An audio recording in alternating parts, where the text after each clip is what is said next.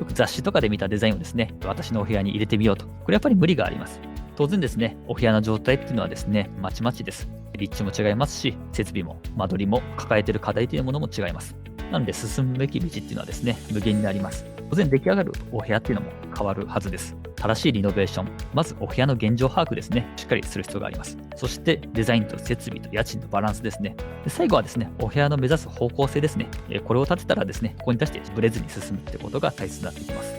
分析して戦略立ててお部屋を作らせていただいてます。ただですね、中にはうまくいかないお部屋っていうのは出てくることがあるかなと思います。ただこれをですね、見過ごすわけではなくて、うまくいかなかった場合、どこに問題があるかっていうところもですね、見させていただいておりますので、そういった場合はですね、追加提案というものをさせていただいております。今回のお話聞いていただいて、ぜひですね、人気物件作るにですね、お役立ちになっていれば、私も幸いかなと思っております。